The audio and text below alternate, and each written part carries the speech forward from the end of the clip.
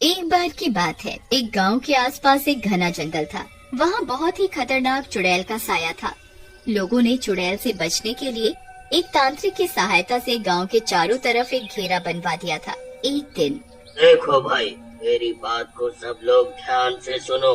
अब कोई भी इस घेरे को तोड़ेगा नहीं और इसी के अंदर ही रहेगा, तभी हम इस डरावनी चुड़ैल से बच सकेंगे। हाँ सरपंच जी, आप सही कह रहे हो। हाँ भाई, हम तो न जाए बाहर अब और अपने मर्द को भी न जाने देंगे। एक बार सरपंच की बेटी की शादी होती है और गांव में बहुत बड़ा जश्न होता है। उस जश्न में सभी गांव वाले आते हैं और उसी जश्न में एक बहुत सुंदर औरत भी आती है। वहाँ आए हुए सब लड़के उसी औरत को देखने लगते हैं। अरे वाह रे वाह, क्या लड़की है! इसके जैसी सुंदर लड़की तो मैंने अपनी पूरी जिंदगी में नहीं देखी यार। अगर ये हमारी हो जाए तो माँ कसम दिल गार्डन गार्डन हो जाए। हरिया भी वहाँ खड़ा होता है। उसे भी वो लड़की बहुत अच्छी लगती है। फिर कुछ दिन ऐसे ही बीत जाते हैं।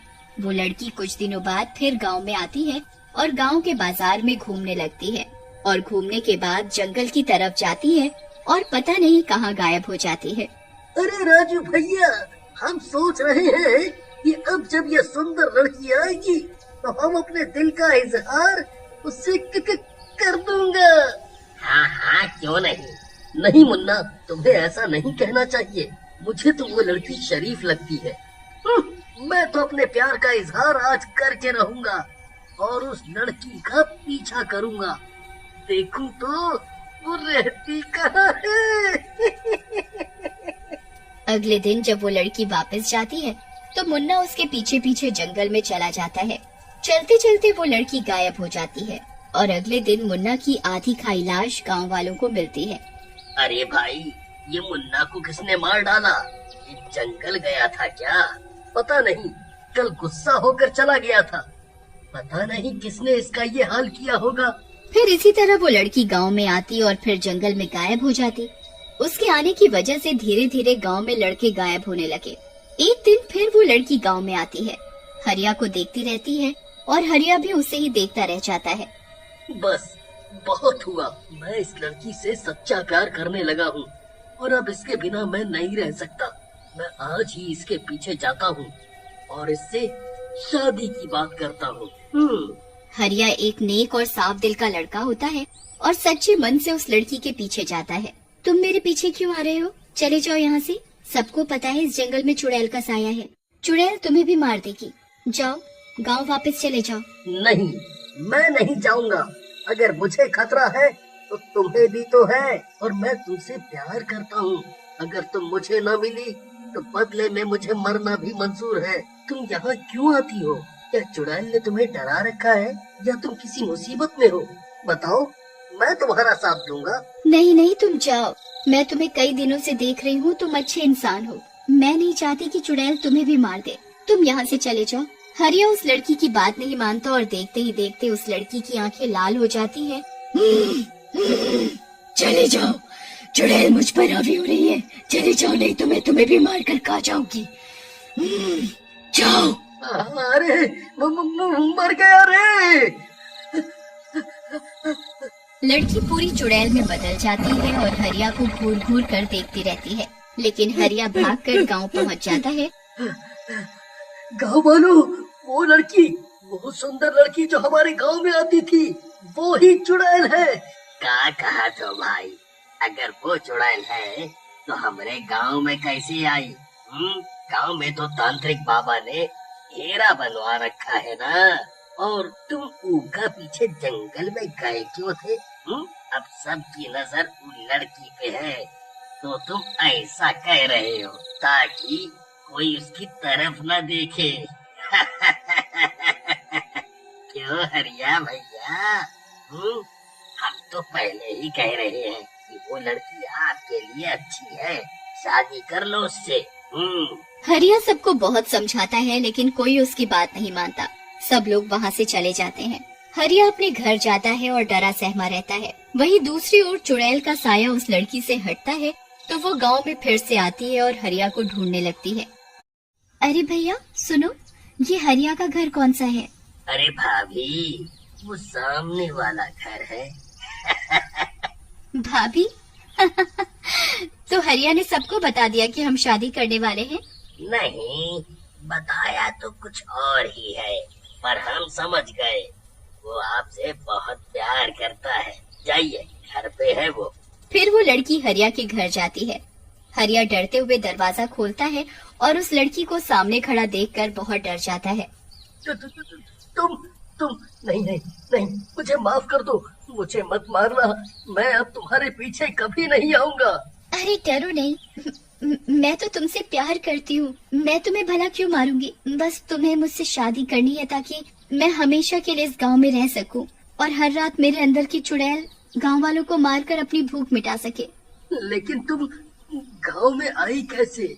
उस तांत्रिक का जादू मैंने अपनी शक्ति बढ़ाकर कब का तोड़ दिया है। अब गांव वालों को मुझसे कोई नहीं बचा सकता। अगर तुम मुझसे शादी करोगे तो मैं तुम्हें और तुम्हारी माँ को नहीं मारूंगी, और शादी नहीं करोगे तो वैसे भी सब मारे जाएंगे। नहीं नहीं, ठीक है, मैं तुमसे शादी करने को तैयार हूँ, लेकिन मेरी माँ को मत मारना। फिर पूरे गांव के सामने हरिया उस लड़की से शादी कर लेता है और आधी रात होते ही वो लड़की चुड़ैल में बदल जाती है और एक गांव वाले को मारकर हरिया के घर के पीछे ले जाकर खा जाती है। इस तरह गांव में धीरे धीरे बहुत से लोग मर गए, पर किसी को समझ में नहीं आ रहा था कि आखिर ऐसा क्यों हो रहा है। हरिया के घर के पीछे कंकालों के ढेर लगने लगे। फिर एक दिन उसकी माँ अपने भाई के घर से वापस आती है। अरे हरिया बेटा, तुम इतने कमजोर कैसे लग रहे हो? खाते पीते नहीं थे क्या मेरे पीछे से? नहीं माँ, ऐसी कोई बात नहीं है। कुछ तो है बेटा, मुझे बताओ, मैं तुम्हारी माँ हूँ।